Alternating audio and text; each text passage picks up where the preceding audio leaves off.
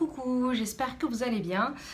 Écoutez, aujourd'hui on se retrouve pour un petit point lecture puisque cette semaine j'ai réussi à lire 3 graphiques et puis du coup je voulais les partager avec vous et puis en parler un petit peu puisque ce sont je pense des graphiques dont je n'ai pas vraiment entendu parler ailleurs mais que j'avais dans ma palle depuis un petit moment.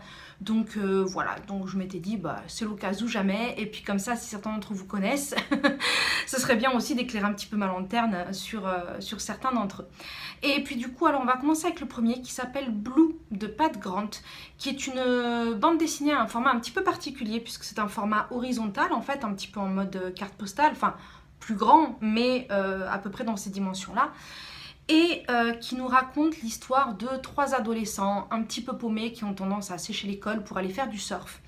Alors il faut savoir que l'auteur est australien, donc ça se passe en Australie et ça tourne beaucoup autour de la mer et du surf. Et ces 3 ados qui font un petit peu n'importe quoi, qui volent des cigarettes, qui font un petit peu les kékés du coin, vont entendre parler en fait d'une rumeur d'un enfant qui aurait été écrasé par un train et dont les restes étaient encore sur les rails. Et donc en fait ils vont avoir pour mission personnelle d'aller voir les fameux restes. Voilà, c'est un petit peu le genre de défi que certains enfants se font, d'aller voir des choses qui font un petit peu peur et qui impressionnent un petit peu. Et donc ça va être ce petit parcours sur ce chemin-là pour aller voir le fameux corps. Alors je pense que déjà pas mal d'entre vous ont dû se dire que ça ressemblait beaucoup à la nouvelle de Stephen King qui s'appelle Le Corps, qui a donné le film Stand By Me. D'ailleurs si vous ne l'avez pas vu, regardez-le parce qu'il est très très bien. C'est l'une des très bonnes rares adaptations cinématographique de Stephen King. Mais revenons-en à l'Australie. Alors en fait, c'est une histoire qui est assez particulière parce que la ressemblance avec le corps de Stephen King est complètement assumée, l'auteur en parle à la fin, mais c'est effectivement quelque chose qui s'est passé quand lui était enfant et puisqu'il est l'un des personnages en fait qui raconte un petit peu cette appréhension, cette envie d'aller voir le corps et justement il s'était pas mal reconnu dans l'histoire de Stephen King, ce qui fait qu'au début il ne voulait pas forcément intégrer ça dans l'histoire et puis avec l'appui d'autres auteurs et puis lui-même s'étant dit que ce sont des choses qui peuvent arriver même si ce n'est pas très courant mais qu'il a beaucoup marqué en tant qu'enfant, ça devait aussi faire partie de l'histoire. En ce qui concerne les graphismes sont très particuliers puisque toute l'histoire est en fait en trichrome, c'est-à-dire que tout est fait en ton de beige et de bleu. Voilà, et puis de blanc forcément. Et donc ça donne une impression un petit peu particulière, même si j'avoue que j'aime bien ces tons ensemble, qui vont très bien ensemble, mais qui donnent une espèce de côté un peu antique, un petit peu sépia au dessin.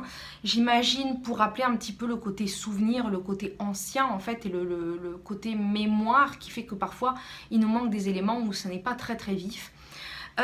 Et les personnages sont représentés de façon un petit peu particulière. J'ai trouvé moi personnellement que les personnages australiens, vous verrez pourquoi je précise, ressemblaient à des sortes de bactéries, vous savez, des espèces de cellules avec les petits poils là autour. Et à côté de ça, on a également une sorte de discours sous-tendu au sujet de l'immigration, puisque c'est une époque aussi où on commence à voir les premiers personnages qui sont bleus avec des tentacules. Et que beaucoup de personnes commencent à avoir peur des bleus, à se dire qu'ils vont venir envahir leur pays, qu'ils vont venir... Enfin bref. Donc toujours ces histoires d'immigration qu'on retrouve un petit peu partout et qui là sont représentées un petit peu sous forme d'extraterrestres. Disons qu'il y a cette impression d'extraterrestre et en même temps, vu que les personnages principaux, les personnages australiens sont eux représentés un petit peu comme des microbes aussi, j'ai envie de dire, je sais pas bien qui est qui est l'envahisseur des deux, mais ça c'est un point de vue personnel qui j'ai l'impression n'est pas très partagé, mais en tout cas moi c'est l'impression que les graphismes m'ont donné. Voilà. Alors j'ai trouvé cette bande dessinée très intéressante dans son format, dans son traitement des couleurs, dans la façon avec laquelle les personnages sont représentés, même si je n'ai pas trouvé ça esthétiquement beau, mais j'ai trouvé ça agréable et j'ai trouvé justement que ça donnait une dimension très particulière à l'histoire. En dehors de ça, j'ai quand même trouvé l'histoire assez courte. Et puis surtout, en dehors de certains messages quand même qu'on voit, donc comme l'immigration, comme cette espèce d'attrait vis-à-vis d'un corps par rapport à juste vouloir se montrer plus fort devant ses camarades, ce genre de choses, j'ai eu l'impression que ce n'était pas suffisamment développé. Alors peut-être pour compenser, à la fin de cette bande dessinée, il y a tout un article qui a été écrit par l'auteur, un article qui fait beaucoup de pages, je dirais presque autant que la bande dessinée, où l'auteur explique l'histoire de la... Enfin, pas l'histoire, parce qu'en fait, ça avait été l'histoire, ça m'aurait intéressé un petit peu plus.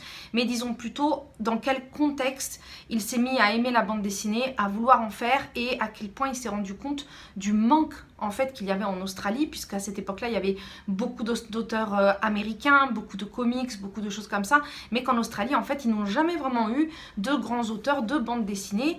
Et qu'en même temps, avec la culture du surf aussi forte qu'ils ont, ils ne trouvaient personne non plus qui le représentait d'une bonne façon, y compris dans les comics américains dont ils étaient fans.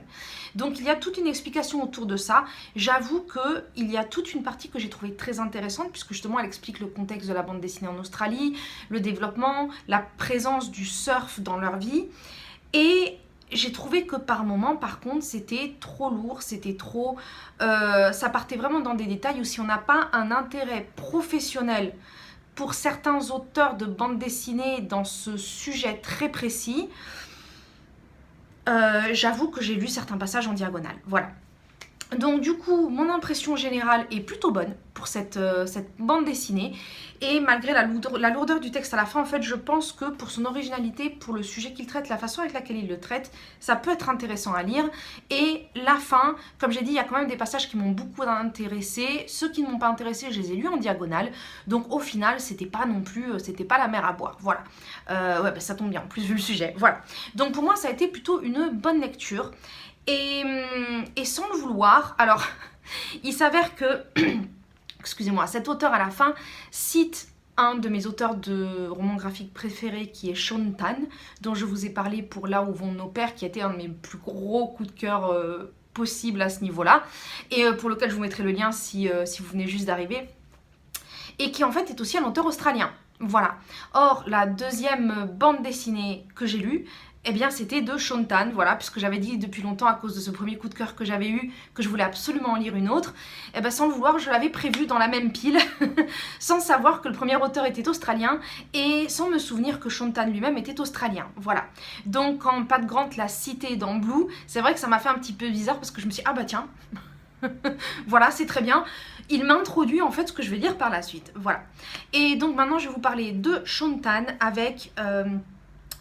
alors je ne sais pas du tout comment appeler ça, c'est un graphique.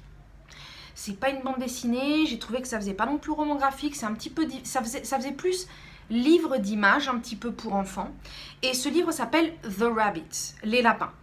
Il me semble, j'ai essayé de chercher, mais il me semble que malheureusement celui-ci n'a pas été traduit. Cependant, si vous parlez un tant soit peu anglais, c'est comme j'ai dit, ça ressemble beaucoup à un livre pour enfants, c'est-à-dire que ce sont des pleines pages et chaque page d'illustration où il y a une seule illustration, c'est-à-dire qu'il n'y a pas de bande, il n'y a pas vraiment d'histoire, il n'y a que une ou deux phrases. Voilà.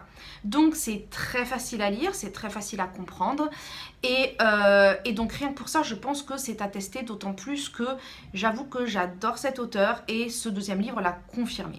Alors The Rabbits est une allégorie de l'arrivée des Européens en Australie et qui sont représentés par des lapins, alors que les Australiens sont représentés par une sorte de mélange entre un kangourou et un tatou, vous savez cet animal à carapace, recouvert de peintures qui ressemblent à des peintures aborigènes. Je ne m'y connais pas suffisamment pour les identifier à 100%, mais vu ce qu'ils représentent, je pense que je ne dois pas être trop loin de la vérité.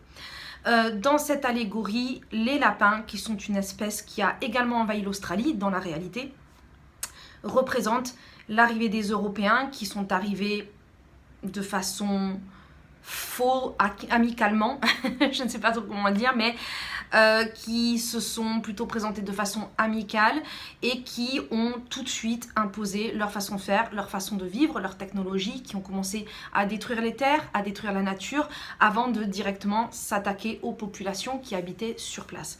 Là-dessus, ça a beau être... Alors disons que c'est une allégorie, mais on comprend très vite, d'autant plus que c'est écrit dès le résumé en fait du livre pour qu'on comprenne bien à quoi on a affaire, donc ça c'est bien parce qu'on n'a pas besoin de tergiverser là-dessus.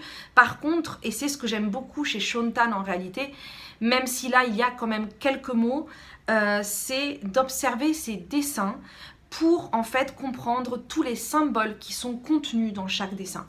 Chaque lapin, ce qu'il fait, chaque kangourou tatou et ce qu'il fait, ce qu'il subisse, la façon avec laquelle le sol est représenté, les couleurs, c'est tout en fait est une sorte de lecture multiple sur autant ce qui s'est passé avec les Européens que ce qui s'est passé avec les indigènes et également ce qui se passe avec la nature en règle générale. C'est-à-dire que c'est un livre qui peut avoir une lecture historique ou une lecture humanitaire, mais aussi une lecture environnementale.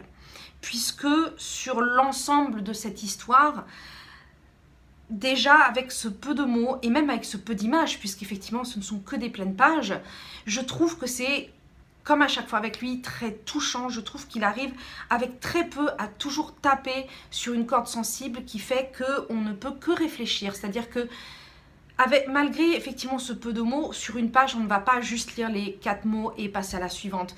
On va regarder la page, on va l'observer, on va prendre les mots avec plusieurs sens, avec plusieurs niveaux. Et une page en fait équivaut à 10 pages de lu et c'est quelque chose que j'aime beaucoup parce qu'au final ça fait réfléchir sans forcément non plus être lourd, sans forcément mettre un message sur notre nez de dire regarde, c'est ça que tu dois comprendre. On peut comprendre beaucoup de choses et l'aspect environnemental, s'il est présent dès le début à cause de la destruction qui va s'en suivre avec les lapins, puisque les lapins ont été un vrai problème, comme les chats, comme certaines espèces que les Européens ont amenées en Australie et qui ont malheureusement décimé beaucoup d'animaux endémiques et de plantes endémiques, puisque je suis la première à dire qu'il faut protéger les animaux, mais surtout dans une île, quand il y a un territoire qui a des plantes et des animaux uniques en fait, où il n'y a pas de croisement comme avec nous par exemple avec l'Asie, l'Afrique où il y a beaucoup de croisements d'un côté à l'autre et encore on ne peut pas se permettre de mélanger les espèces puisque du coup il y a des nouveaux prédateurs, il y a des nouvelles victimes et du coup ça chamboule tout l'écosystème et c'est incontrôlable. De toute façon on n'a jamais su contrôler la nature, on sait la détruire mais on ne sait pas la contrôler et malheureusement ça a été l'une des conséquences de nos invasions sur certaines terres. Et le côté environnemental, en fait, c'est tout simplement parce que même si cette histoire se passe il y a 200-300 ans environ, quand les Européens sont arrivés là-bas, on voit bien que non seulement c'est un message universel, mais que les conséquences et la fin ouverte nous prêtent à réfléchir aussi sur notre actualité, sur ce qui se passe maintenant. Autant sur ce qu'on fait tous dans d'autres pays, sans exception, vis-à-vis des gens, vis-à-vis de la nature, vis-à-vis de ce qui nous entoure, vis-à-vis de notre instinct de propriété, de cette espèce d'envie de toujours prendre ce que les autres ont et de ne jamais réfléchir aux conséquences que d'une certaine façon on est déjà en train de commencer à payer assez durement. Et effectivement c'est quelque chose justement que j'ai trouvé très beau dans ce livre. C'est complètement différent par contre de là où on opère. Les illustrations en elles-mêmes sont différentes, le style est différent, on reconnaît quand même un minimum la patte de Shontan, mais j'ai trouvé quand même que si on met par exemple les deux illustrations à côté, on va pas forcément faire la corrélation et se dire que c'est le même illustrateur. C'est assez différent et pourtant ce que je retrouve c'est l'essence même de ce que j'avais aimé dans son travail, c'est-à-dire dans son premier travail il n'y avait pas de mots, là il y en a peu, mais c'est le poids d'une image et d'un mot et à quel point la portée que ça a en fait peuvent équivaloir à un roman entier. Voilà, quand on dit qu'une image vaut 10 000 mots, là c'est vraiment le genre de contexte dans lequel on le ressent. Voilà. Alors j'avais choisi The Rabbit sans vraiment savoir de quoi ça parlait. Donc du coup, sans le vouloir, c'est vrai que ça se rapproche un petit peu du premier, même si c'est pas du tout le même contexte, mais on a quand même certains points en commun. Et puis, je vais continuer avec Shontan, puisque effectivement, j'aime beaucoup son travail pour l'instant. Et le fait que j'en ai choisi un qui n'est pas traduit, je suis désolée, mais pour le coup, c'était pas du tout voulu, je l'avais choisi complètement au pif. Et effectivement, j'ai vu qu'il y en a beaucoup d'autres qui sont traduits en français, mais pas celui-là. Mais je vous dis, sincèrement, si vous parlez juste un tant soit peu l'anglais, sincèrement, ça se lit, ça se lit. Et puis au pire, je pense que vous pouvez passer par Google Translate. Il y a une ligne par page. C'est pas un gros bouquin, il doit faire peut-être 30 pages, un truc comme ça. Donc sincèrement, c'est pas un gros travail. C'est pas un gros travail. Et en même temps, c'est un tel plaisir d'observer, de regarder, de prendre en fait tout ce message. En plus, ce que j'aime beaucoup, c'est que ce n'est pas un message, ce n'est pas une leçon On ne nous fait pas la leçon. C'est un message qui porte à réfléchir. Ce n'est pas quelque chose qui nous apprend réellement quoi que ce soit, sauf si vraiment on ne connaît rien sur ce qui s'est passé en Australie, et ça c'est autre chose. Mais à ce moment-là, il faudra un autre appui pour avoir plus de détails, parce que ça ne donne pas de détails.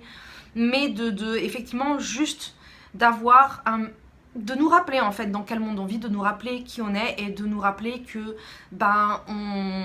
il y a certaines choses sur lesquelles on doit réfléchir, même si on le sait déjà, mais on ne peut pas continuer de vivre comme ça, voilà, tout simplement. Voilà, écoutez, on va passer au troisième et dernier, qui est Jizo, que j'avais aussi depuis un bon moment. Alors Jizo qui a été écrit par plusieurs auteurs, je me rappelle plus les noms, mais comme d'habitude je vous mettrai la couverture, donc vous aurez tout de suite les détails.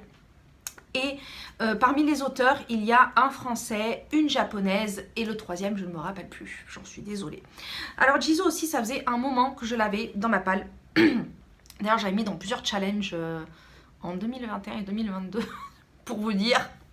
Et puis là, je ne sais pas pourquoi ça m'a pris. La couverture est très jolie et c'est vrai que il y a 3 jours ici, on a fêté le Tanabata Matsuri, qui est une fête, bon, je ne vais pas vous la détailler ici, mais disons que c'est une fête qui n'est pas très importante en soi, dans le sens où il ne se passe pas forcément grand chose, mais où tout le monde le fait chez soi et qui est en relation avec la Voie lactée et les étoiles. Et en fait, cette couverture-là, avec un temple japonais et la Voie lactée et une multitude d'étoiles dessus, c'était ce qui m'avait attiré dès le début. Et là, je ne sais pas pourquoi, j'ai vu la couverture ce même jour-là, en plus, le jour de Tanabata. Et quand j'ai vu, j'ai dit, oh tiens, c'est le jour ou jamais, voilà. Et donc en fait, c'est ce qui m'a décidé. Des fois, on se décide vraiment avec des raisons un petit peu ridicules, je dirais, mais bon, on s'en fout, hein. Le but c'est de lire, voilà. Alors Jizo nous raconte l'histoire d'un petit garçon Aki qui en fait est sur un banc en train de regarder d'autres enfants en train de jouer et qui est en train de pleurer parce qu'il est perdu. Il ne sait plus où il est, il n'arrive pas à retrouver sa maison et il est très inquiet, il a très peur, il a peur de ne pas pouvoir entrer à la maison, mais il a peur aussi que ses parents s'inquiètent parce qu'il se dit que ses parents sont en train de s'inquiéter alors que lui il est tranquillement assis sur un banc, mais s'il essaie de chercher sa maison, il risque de se perdre et qu'il va peut-être lui arriver quelque chose aussi. Voilà. Et pendant qu'il est en train de pleurer, de se demander mais qu'est-ce que je fais là, mais comment je rentre à la maison, qu'est-ce que je fais, eh bien il y a un autre petit garçon qui va venir se présenter à lui et qui lui dit « Je vais essayer de t'aider à rentrer à la maison.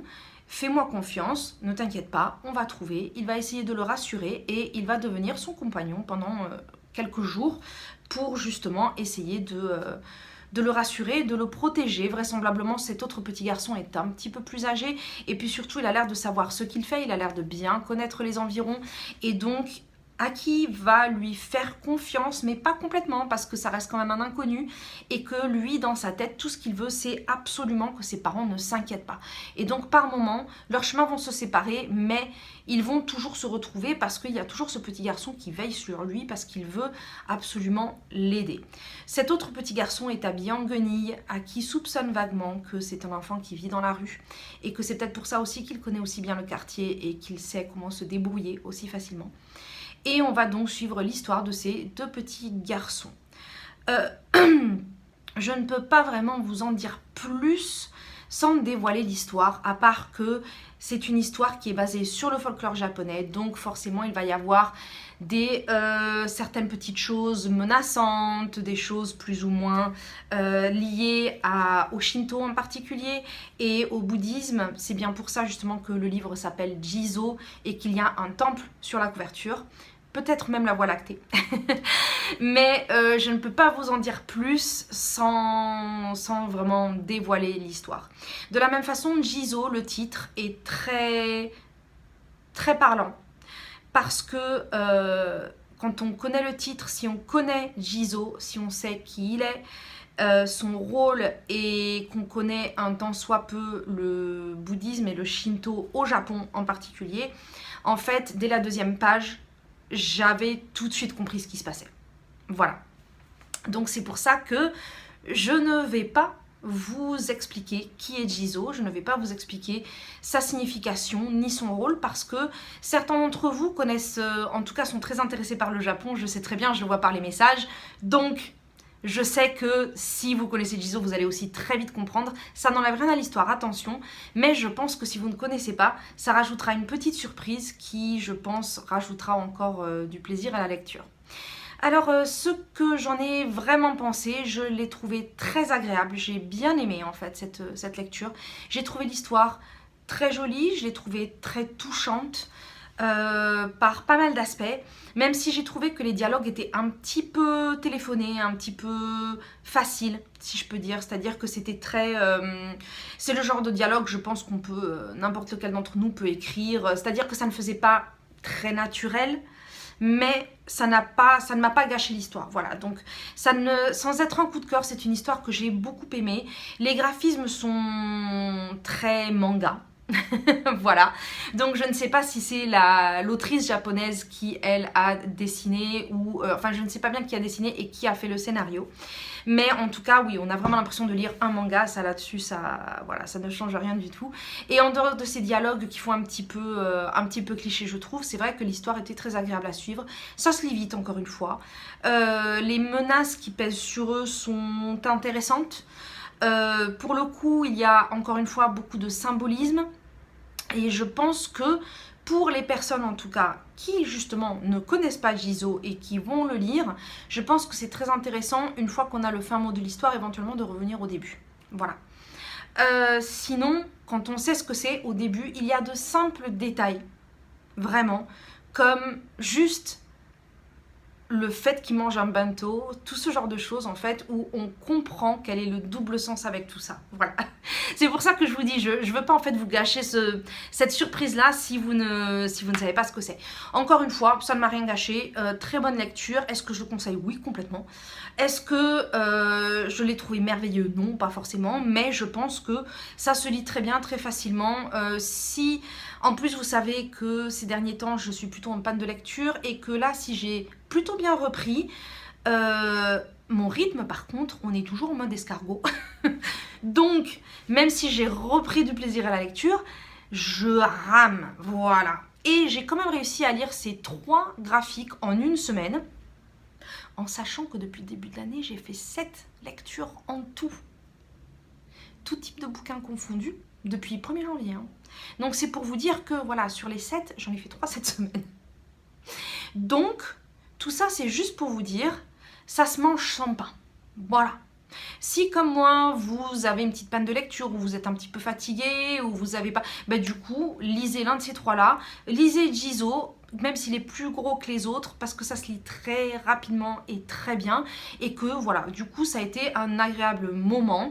Et je pense que bah, je me répète beaucoup. Et puis, j'ai pas grand chose d'autre à en dire en fait. Voilà, je pense que vous avez bien compris l'idée. Et puis, du coup, bah, moi, je suis contente d'avoir lu 3 bouquins en une semaine. Waouh, j'ai l'impression que ça n'allait plus jamais revenir, même si c'est des petits trucs, mais c'est la bouille cette année. Hein. Alors du coup, je pense que je vais peut-être vous refaire des petits points lecture sur des graphiques ou des petites choses comme ça, parce que si c'est ce qui me permet pas d'avancer plus vite, mais en tout cas d'avoir un peu moins de frustration sur ma lenteur, bah, je pense que je vais continuer sur cette lancée. Voilà. Bah, écoutez, sur ce, je vous dis à très bientôt. Très très bonne lecture. Comme d'habitude, n'hésitez pas à me mettre un petit com, à me dire ce que vous avez lu, si vous connaissez ce que je vous ai conseillé, ce que vous en avez pensé. Et puis si vous me conseillez aussi des petites lectures comme ça dans le même style pour justement cette période de disette littéraire pour ma petite personne. Voilà. Eh bien écoutez, je ne vous souhaite que de très très bonnes choses et puis je vais arrêter de parler parce que comme d'habitude je commence à raconter n'importe quoi. Voilà. Et je vous dis à bientôt pour une nouvelle vidéo.